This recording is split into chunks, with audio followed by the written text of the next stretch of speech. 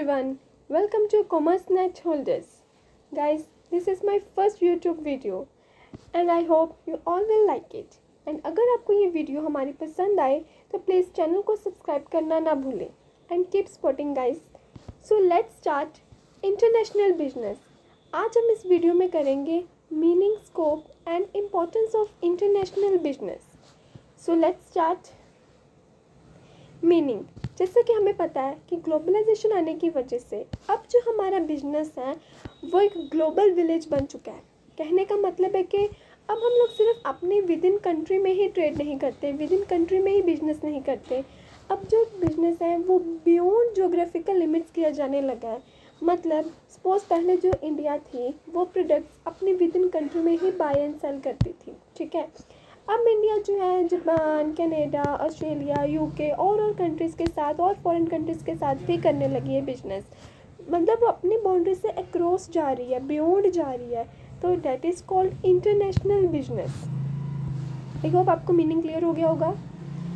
ये है कुछ कॉमर्स की वेबसाइट्स. गाइस, जब हमने अगर किसी दूसरे कंट्री के साथ ट्रेड कर रहे हैं, बिजनेस कर रहे हैं, तो नो डाउट हमें जो हमारी इकोनॉमिक ट्रांजैक्शंस हैं वो भी इलेक्ट्रॉनिकली होगी, है ना. तो ये कुछ वेबसाइट्स हैं जैसे amazon.com, ebay.com, walmart.com, target.com, flipkart.com. ऐसे और भी बहुत सारी वेबसाइट्स हैं जिससे हम लोग क्या ई ट्रांजेक्शन्स कर सकते हैं. ठीक है, अब बात करते हैं. अच्छा, अक्सर क्या एक कन्फ्यूजन होती है कि इंटरनेशनल बिजनेस और इंटरनेशनल ट्रेड जो है वो सेम ही है, लेकिन ऐसा नहीं है. इंटरनेशनल बिजनेस जो टर्म है वो मच ब्रॉडर है किससे, इंटरनेशनल ट्रेड से. वो कैसे? जो इंटरनेशनल बिजनेस है ना, इसमें एक्सपोर्ट किया जाता है गुड्स का, सर्विसेज का, intellectual property rights, foreign investment, licensing and franchising. ये सब जब चीज़ें जो हैं वो इंटरनेशनल बिजनेस में इंक्लूडेड होती हैं. लेकिन वही बात करें अगर हम इंटरनेशनल ट्रेड की, तो उसमें सिर्फ मर्केंडाइज मतलब गुड्स का ही, सिर्फ टेंजिबल प्रोडक्ट्स का ही एक्सपोर्ट और इंपोर्ट किया जाता है. सो आई होप अब आपको अंडरस्टैंड होगा कि जो इंटरनेशनल बिजनेस है वो टर्म इंटरनेशनल ट्रेड से कहीं ज़्यादा वाइडर है, ब्रॉडर है. ओके, सो नेक्स्ट जो एक लिटिल सा डिफरेंस है between domestic and international business. Domestic business, जब हम इकोनॉमिक ट्रांजैक्शंस, जब हम जो बिजनेस हैं वो अपनी ही कंट्री की बाउंड्रीज में कर रहे हैं, अपनी ही कंट्री के दायरे में कर रहे हैं. So that's our domestic business. वही इकोनॉमिक ट्रांजैक्शंस, वही बिजनेस जब हम किसी और फॉरेन कंट्रीज़ के साथ और सेवरल कंट्रीज़ के साथ अक्रॉस का बॉर्डर जाकर जब करते हैं, so that is international business. So I hope ये स्लाइटली सा जो लिटिल सा डिफरेंस था ये आपको क्लियर हो गया होगा. अब बात करते हैं हम अपने मेन टॉपिक की, that is scope of international business. So इसमें सबसे पहले बात करेंगे मर्केंडाइज एक्सपोर्ट्स एंड इंपोर्ट. इसका मतलब है कि अब फॉर एग्जांपल हमारी कंट्री जो है वो है इंडिया, है ना. इंडिया जो है वो एक पर्टिकुलर प्रोडक्ट जापान से, ठीक है, इसको जब सेल कर रही है तो वो क्या कर रही है, वो एक्सपोर्ट कर रही है. जब अगर जो इंडिया है वो जापान से प्रोडक्ट बाय कर रही है तो मतलब वो क्या कर रही है, इंपोर्ट कर रही है. तो जहाँ पर टेंजिबल प्रोडक्ट्स को एक्सपोर्ट एंड इंपोर्ट किया जाता है, ठीक है, उसे हम विजिबल ट्रेड भी बोलते हैं. ठीक है, सो नेक्स्ट आता है हमारा सर्विस एक्सपोर्ट एंड इंपोर्ट. पहले क्या थे, हम लोग सिर्फ गुड्स को ही एक्सपोर्ट एंड इंपोर्ट कर रहे थे. ठीक है, मतलब टेंजिबल प्रोडक्ट्स को ही, जिन्हें हम टच कर सकते हैं, ठीक है, देख सकते हैं. अब क्या यहाँ पर बात करेंगे ये सर्विसेज की.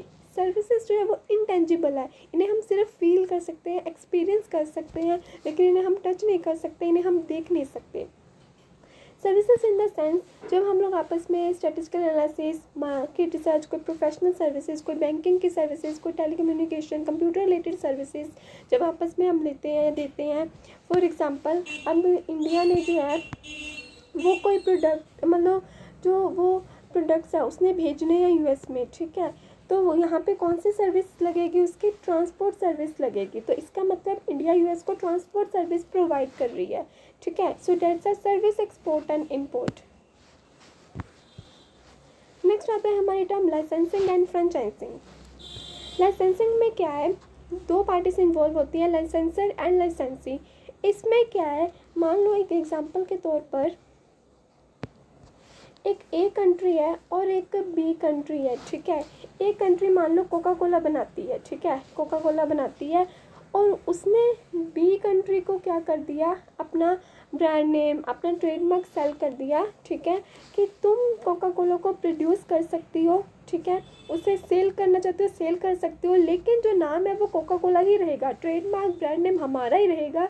तुम सिर्फ इतना राइट दे रहे हैं कि तुम भी कोका कोला को प्रोड्यूस कर सकती हो, आगे अपनी कंट्री में सेल कर सकती हो, ठीक है। सो डेट्स अ लाइसेंसिंग, मतलब उसे लाइसेंस दे दिया गया है कि तुम हमारी इंटेलेक्चुअल प्रॉपर्टीज़ का यूज़ करके इस प्रोडक्ट को प्रोड्यूस या फिर सेल कर सकती हो। और इसके बदले में क्या है, जो बी कंट्री है वो ए कंट्री को एक फ़ी प्रोवाइड करेगी और उस फ़ी को कहा जाता है रॉयल्टी, ठीक है। अब बात करते हैं हम फ्रेंचाइजिंग की। फ्रेंचाइजिंग जो यूजुअली है वो सर्विसेज में होती हैं, इसमें भी दो पार्टी से इन्वॉल्व होती है, एक फ्रेंचाइजर और एक फ्रेंचाइजी, ठीक है। इसमें भी क्या होता है, अच्छा एग्जांपल दूँ अगर मैं, ये सब है ना जो मैकडोनल्ड्स, डोमिनोज, KFC वगैरह है। अब सपोज करो एक ए कंट्री है, वो बी कंट्री को मतलब ए कंट्री है मान लो KFC, ठीक है, और बी कंट्री ए कंट्री से परमिशन ले रही है कि क्या मैं अपनी इंडिपेंडेंट ब्रांच ओपन कर सकता हूँ KFC की, ठीक है। तो ए कंट्री क्या है, उससे परमिशन दे देगी कि ठीक है तुम जो है वो KFC की ब्रांच ओपन कर सकते हो अपनी कंट्री में, ठीक है। तो इसका मतलब यहाँ पे फ्रेंचाइजिंग हो रही है, ठीक है।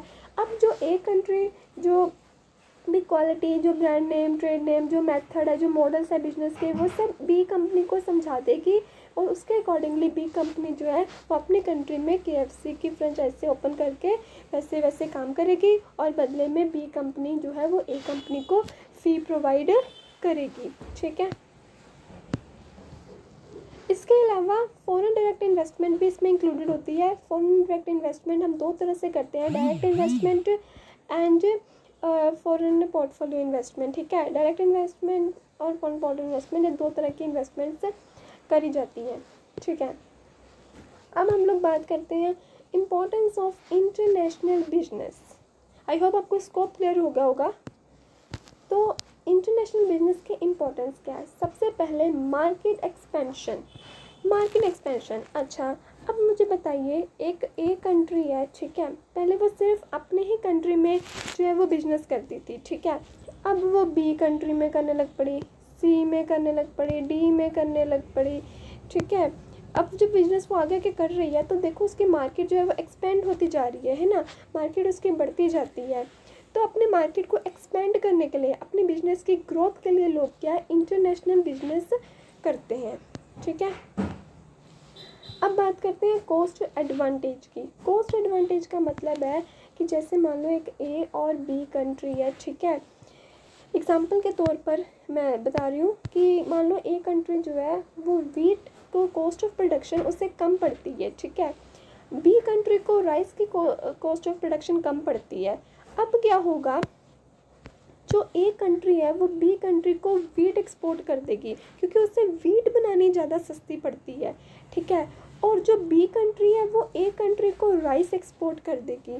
कहने का मतलब है कि जिस कंट्री को जो सा प्रोडक्ट बनाने में, ठीक है, प्रोडक्शन की कॉस्ट कम पड़ती है, वो कंट्री वो प्रोडक्ट दूसरे कंट्री को एक्सपोर्ट कर देती है।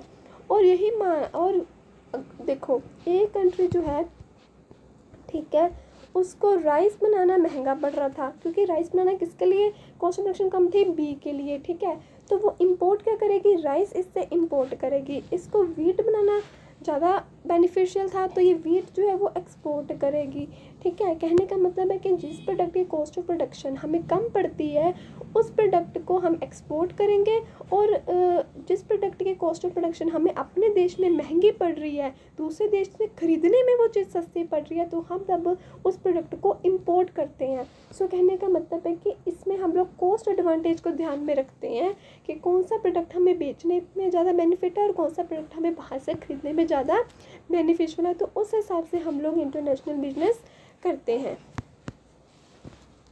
अब बात करते हैं प्रोडक्ट डिफरेंशिएशन की। प्रोडक्ट डिफरेंशिएशन का मतलब है, फॉर एग्जांपल अगर इंडिया जो है, ठीक है, इंडिया को एक पर्टिकुलर प्रोडक्ट की मान लो जो क्वालिटी है वो सिर्फ इंडिया में ही देखी जाती है, लेकिन उस प्रोडक्ट की डिमांड और फॉरेन कंट्रीज़ में भी है, ठीक है, लेकिन क्वालिटी केवल इंडिया के पास ही है उस प्रोडक्ट की, मतलब इंडिया का प्रोडक्ट बाकी से डिफ्रेंशिएट हो गया। तो अब इंडिया क्या करेगी, देखेगी कि ठीक है मेरे प्रोडक्ट की डिमांड और कंट्रीज़ में भी है और कंट्रीज़ उस डिमांड को पूरा नहीं कर पा रही हैं, ठीक है, तो अब वो अपने प्रोडक्ट डिफरेंशिएशन का फ़ायदा उठाकर दूसरे कंट्रीज़ में क्या करेंगी, बिजनेस करेंगी, ठीक है। इसके बाद आता है loss of domestic market share. इसका मतलब है कि मान लो एक प्रोडक्ट था, ठीक है, एक ए प्रोडक्ट था, इंडिया जो है देखा इंडिया ने कि इस प्रोडक्ट की डिमांड मेरी कंट्री में अब लो हो गई है, मतलब मेरी कंट्री में इसका शेयर कम हो रहा है, लेकिन इसी पर्टिकुलर प्रोडक्ट की डिमांड मान लो यूके में, जापान में, ऑस्ट्रेलिया में या और भी कंट्रीज़ में अभी है, डिमांड है इस प्रोडक्ट की, तो वो क्या करेगी, अब इंडिया अपने इस प्रोडक्ट को ए प्रोडक्ट को शिफ्ट कर देगी दूसरे कंट्रीज़ में, मतलब अब वो अपनी कंट्री में नहीं, क्योंकि अपनी कंट्री में तो उसकी डिमांड लो हो रही थी, इसलिए अब वो इस प्रोडक्ट को दूसरे कंट्रीज़ में बेचेगी, क्योंकि दूसरे कंट्रीज़ में इसका प्रोडक्ट की जो डिमांड है वो अभी है, ठीक है। सो इस तरीके से भी इंटरनेशनल बिजनेस किया जाता है। अगर आपकी अपनी मार्केट में, अपने कंट्री में उसका शेयर कम हो रहा है, तो आप दूसरे कंट्रीज़ में जाकर ट्राई कर सकते हो जहाँ पर उस प्रोडक्ट की डिमांड है।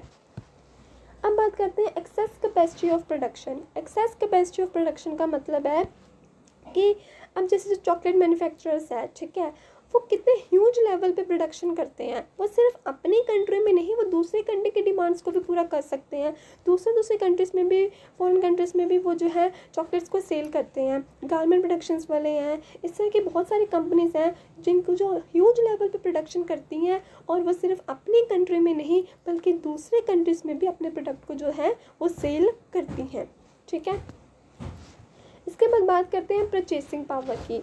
परचेसिंग पावर का मतलब है कि किसी कंट्री में कितने लोग जो हैं वो चीज़ों को परचेस करना पसंद करते हैं, ठीक है। अब जैसे मैं बात करूँ दुबई की,